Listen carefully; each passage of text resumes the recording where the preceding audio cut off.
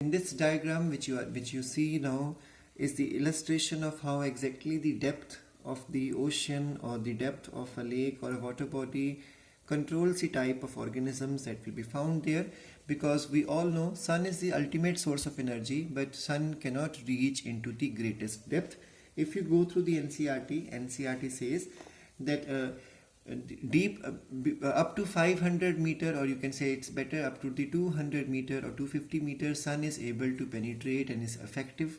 So beyond 200 and 250 meters deep into the water bodies, producers are found. Beyond that, producers cannot be found because the availability of sunlight becomes very less or dim, and that is not sufficient for the survival of the producers there. So producers, as we learned in the last page also, that beyond 200 meters depth in the oceans, producers do not occur. So when you look at a water body, how exactly the life forms in the water bodies are governed by the light, let's understand.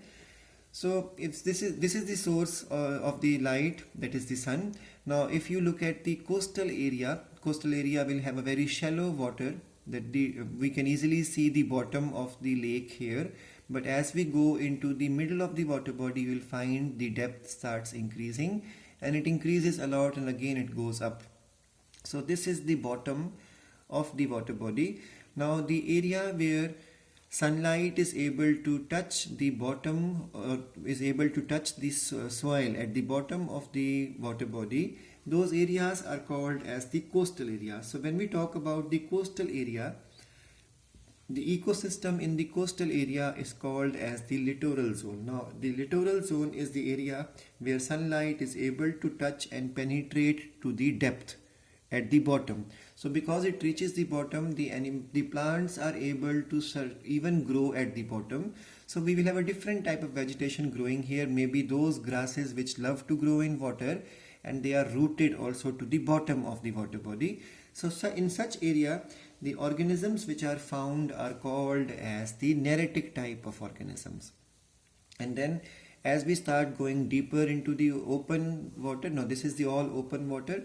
So open water area is called as the limnatic zone. So these are the various zones we are learning. The littoral zone of ecosystem, then we have the limnatic zone of ecosystem, and in the limnatic zone of ecosystem, because this area receives this is the open area. So in open area, the type of animals which are found are called as the pelagic. So in the littoral zone, where the sunlight is able to penetrate to the bottom, is called as the littoral zone, and the organisms found there are called as the neritic type. Now in this zone, open water zone is called as the limnatic zone, and in this zone the type of animals found are called as the pelagic type. Now let's understand the further points. Now there will be a point beyond which the sun is not able to reach the surface at the bottom.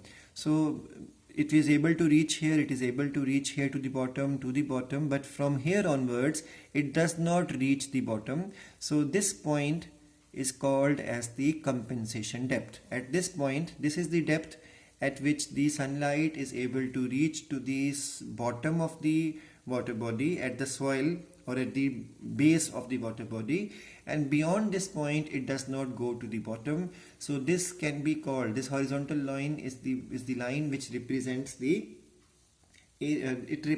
compensation depth. So beyond this depth, sun is not able to reach to the bottom. Otherwise you can say it is also called as compensation depth, because from this depth onwards, the rate of productivity is either equal to the rate of respiration, or whether could be lesser than the rate of respiration. That's why producers are not able to survive in this area. Producers can be found here, but they only survive in this area. They cannot grow healthier in this area. And this is the area where the photosynthetic rate or the productivity rate is more than the respiratory rate. That's why it is more than 1. So because of which they add volume or biomass here. Because if the rate of productivity is equal to rate of respiration, then definitely there is not going to be any net gain in the body weight. That means biomass. So this is the only area in the limnatic zone or the open area zone, where where the organisms are able to grow healthier, or plants are able to grow healthier, because their buildup is more compared to their respiration.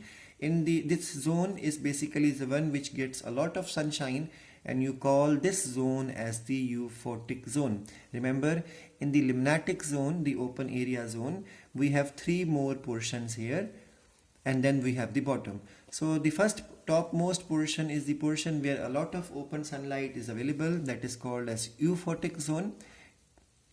Then we have the dysphotic zone. In this zone, the light availability is so less that only the rate of photosynthesis is equal to respiration. So whatever the plants have prepared food, they all burn it, so there is no biomass, so there is no growth. So here we have flourishing of the organisms, here we have the survival only of the organism, and then we have the area beyond which sunlight do not go, and that is the aphotic zone, also called as the profundal. So in this area, profundal organisms are found which are not able to photosynthesize, and in this area, that's why you don't find producers, you only find the animals, or you can say you can find only the decomposers or consumers. So in this zone, photosynthetic rate is less than the rate of the respiration, or productivity is less than the rate of the respiration for the animals. And then remember, in this area, beyond this area, bottom will come, and bottom is the area where benthic zone is there. So benthos or benthic organisms will be there, so there won't be any producer. Basically decomposers are found, or some hunting organisms are found. That means consumers and decomposers are found at the bottom, which is called as the benthos zone. You can check in this picture, I have mentioned here that the sunlight amount is increasing towards this side, decreasing towards this side, as well as the oxygen level also. You can check one more thing, that the depth of the algae, which we have learned in the NCERT also, is that at the bottom you will find red algae, on top of it you will find brown algae, at the topmost zone you will find the green algae, because it needs the maximum sunlight to survive, slightly less minimum sunlight it can survive with. And remember, in the oceans, this is a rule, in the oceans the blue wavelength goes to the maximum depth, and red wavelength goes only to the topmost layers. So the red wavelength only reaches the shallow portions of the ocean, and blue goes into the depths of the ocean.